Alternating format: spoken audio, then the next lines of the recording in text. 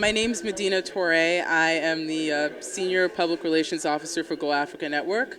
I'm also a communications person for Miss Guinea USA, a nonprofit organization that empowers young Guinean women. I'm here today with Kadiatou Fadiga, who is Miss Guinea USA 2011, and State Assemblyman Michael Blake at his fundraiser for his re-election campaign. Thank you both for being here with us. And so, first of all, we're honored to be speaking with you today.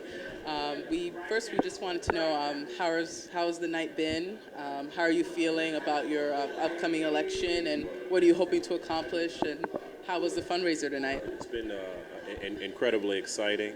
You know, anytime you can see people support your vision, it's very humbling. And we're just continuing to build. We've been very focused on this vision of 3-2-1. Of how do we have economic development, education, equality for all? How do we help our minority women-owned businesses and focus on education? How do we make it the urban metropolis? And so our collective vision in empowering the African community was on display tonight. When you have the turnout that we did tonight, the excitement, the jokes, the smiles, the energy, it shows that we're building something special in the South Bronx. And being really focused on African entrepreneurship, what are we doing around trade? How are we helping our young students who want to get involved in these different opportunities? Being responsive in times of need.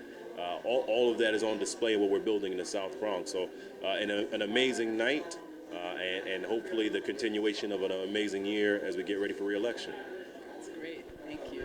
And we were wondering if you could talk to us a little bit about some of the work that you've been doing in the African community. You had mentioned when you were speaking during the fundraiser that you work with the Bronx Borough President's African Advisory Council. So tell us a little bit about some of the work that you've been doing in that community. The first Thursday of the month, the leadership of the Borough President, Ruben Diaz Jr. in the Bronx, pulled together the African Advisory Council chaired by Charles Cooper, who Charles was one of our transition co-chairs of engaging the community and just being aware of what the different opportunities would be and saying we're not just going to meet, but we're going to stay active. So as it relates to our entrepreneurship meetings, when we brought SBA leadership to the Bronx to sit and talk about how do we have international opportunities, when we did conference calls and meetings with the Minority Business Development Agency and saying how do we expand out what's going on in West Africa to us here, because we have the largest West African population outside of West Africa in the world. When the Ebola crisis happened, how do we have immediate responsiveness with the community and engagement with Lincoln Hospital and other entities?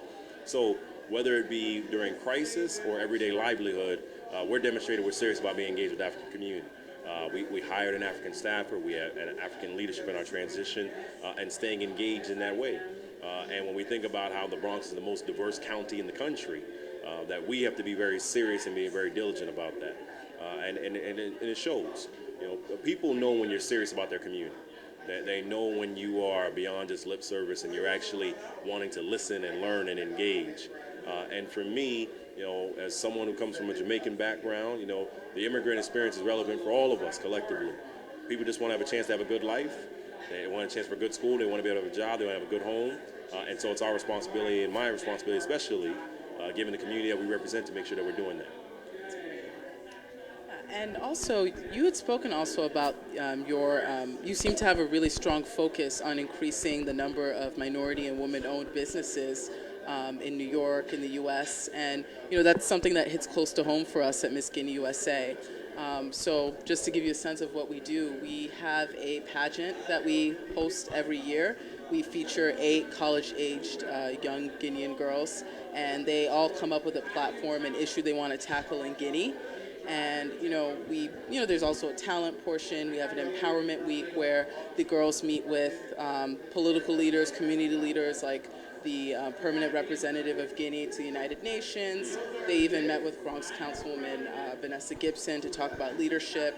The winner travels to Guinea. She meets with community leaders, political leaders. She goes to visit a school in a village, gives school supplies and everything. So, we'd like to know more about how you're empowering young women, especially young women of color. Absolutely. When you think about the importance of minority women-owned business, it's not just about someone having a job, it's about a community being compensated. And how do you transform that community? And when you think about the pay equity gaps that still exist in our country and our world, for me, that gets transformed by making sure that someone not only has a job, but they are able to have a career and expand from that. So whether it be our work with WEEN, Women in Entertainment Empowerment Network, by engaging with them and saying, how do we pull in our young women of color so they can understand that we want you to be running the business. We want you to be in positions of leadership. We want to make sure that there's growth and acceleration that happens there. From introducing them to people like Alejandra Castillo so that they can see that there's a woman of color that runs the National Minority Business Development Agency so that you can realize your dreams no matter what those dreams may be collectively. That's how we're demonstrating that in collaboration.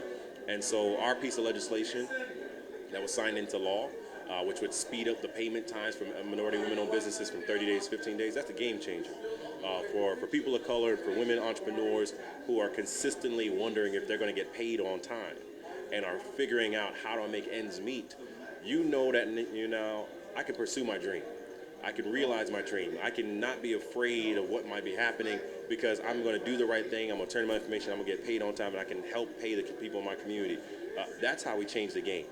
So when we think about how it's inexcusable that it's 77 cents on the dollar to a woman to a man, and when women of color, anyone can say it goes all the way down to 51 cents.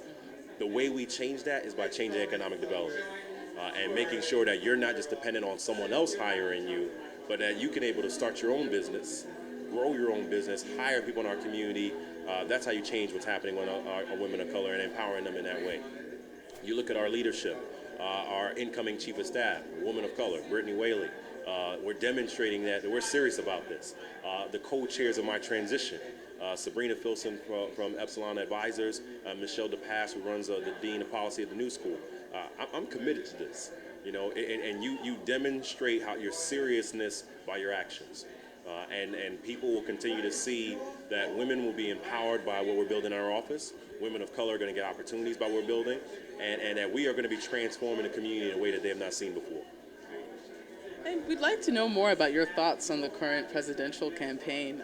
You kind of talked about it a little bit. You gave a nice explanation of how to read polls. Very interesting. I was thinking about it too, like thinking about the margin of error and all of that. So I was wondering if you could talk a little bit more about what your predictions are and what you've been thinking about all that. I'm a supporter of Secretary Clinton. I was the earliest supporter in the Bronx for her publicly itself. I believe she will be the next president. I really do believe that. You look at what's happening on the Republican side, I think they're going to have a very engaged primary.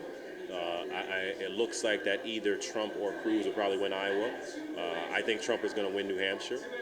And then what really happens, Nevada is up in the air. It's unclear what happens there. But the March 1st date is a critical date. That SEC primary, those southern states, very deep evangelical states on the Republican primary, what happens there itself. I think we cannot ignore the fact that in any other election, if someone was in first place for 6 months, you would presume that person is going to win.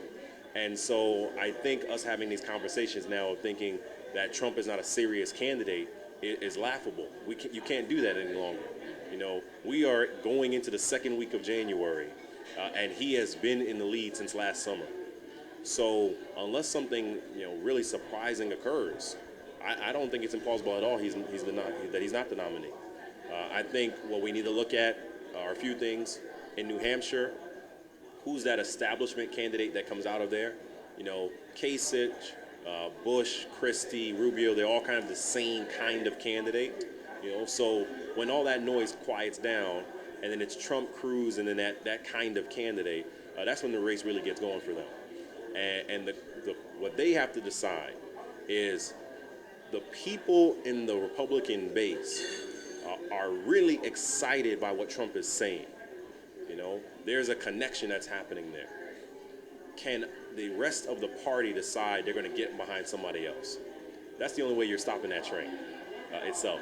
But I think it doesn't matter in the general election. I think that what you're going to see happen is what happened in 2012 a lot of ways. They're saying things already that you can't back away from, right? You're looking at the Republican nominee. They are saying things that are showing that they don't have respect for women. They don't have respect for Mexicans. They don't have respect for people of color. They don't have respect for low-income communities. This is what they're articulating itself. And so you can't walk back from that. And I think for those reasons and because of her superb qualifications, because she is qualified, that Secretary Clinton will be president after a very intense primary, what we see on the Republican side. That's great. Is there anything else you want to share with us about any other issues that you'd like to focus on if reelected or anything?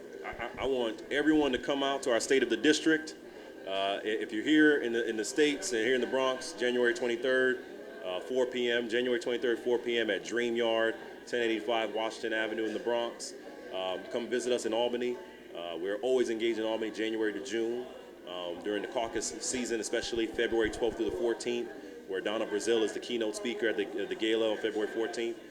But I just want you to build with us. We're building something special right now. So Mr. Mike Blake, that's the Twitter handle. We want a lot of followers on Twitter. We're past 10,000 already, so we want to keep that going. Instagram, Mike Blake 1922. But we're doing something special. So hashtag building a better Bronx. This is what we're trying to do. This is home for me, and I really want people to see that when you do it the right way, things can happen. All right, great. Thank you so much for your time. Thank you very much. I'm a senior PR officer for Go Africa Network.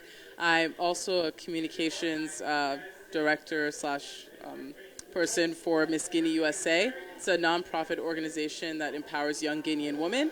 I am here today with Aubrey Lynch. he is the director of dance at the Harlem School of the Arts. And so thank you so much for coming to the fundraiser.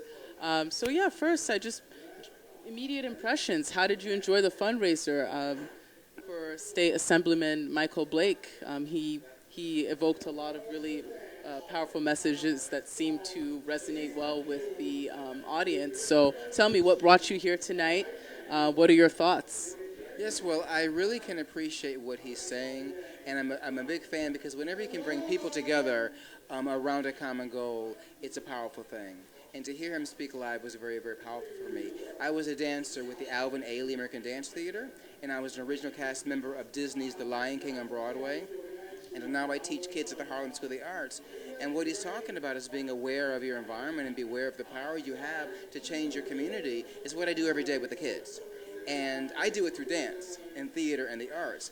And so they're not always aware of the real reality of what's happening in our world, but they're impacted by it. They hear the television, they see it on Facebook, and they hear their parents talk about it. So I try to give them tools to know who they are and to be empowered so that they have imagination and creativity to change their circumstance. Because a child in the arts sometimes is the difference between life and death. Sometimes you feel like you can't control your environment, you can't control your circumstances.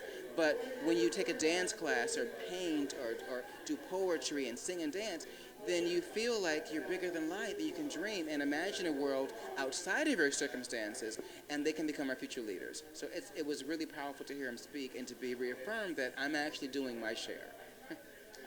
That's great. You can tell that you're very inspired by State Assemblyman Blake. What do you feel are the issues that are most important to you? What do you look for in an elected official and somebody who engages in public service?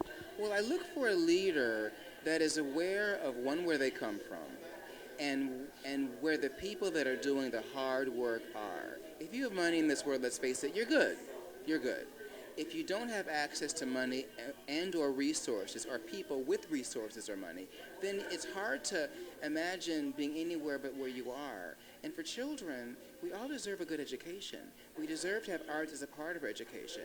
And so I want a leader that is going to let people be who they are and to hear to help inspire young businesses, to help inspire young leaders, and to be role models for our children. I'm in the studio every day with kids, and they really want to feel like they're seen and they're heard and they have a voice. And so I want a leader that, first of all, sees who I am. I mean, I kind of fall through the cracks. I'm not rich, I'm not poor, I'm kind of somewhere in the middle, and I want a leader that's going to understand what my personal wishes are, and therefore that trickles down to my kids. And I think that Michael Blake is certainly one of those people. Great. Yeah. Is there anything else you wanted to share with us about your thoughts on the fundraiser and how you're feeling? Yeah, I'm feeling good. I have my own organization called Aubrey Lynch Extra Essential Arts, and I trademarked the phrase, the arts aren't extracurricular, they're extra essential, because the arts are essential. The arts are make us who we are, and without the arts, we're not complete human beings. So I'm looking for leaders, and young leaders, not just Michael Blake, but other leaders that are going to stand up and fight for the arts and fight for a good, solid education so that we can be who we are, so that we can stand in our shoes and know that we are powerful and worthy and beautiful people that are ready to take on the world and lead us to a better place. Great. Well, thank you so much for speaking with us. Thank you.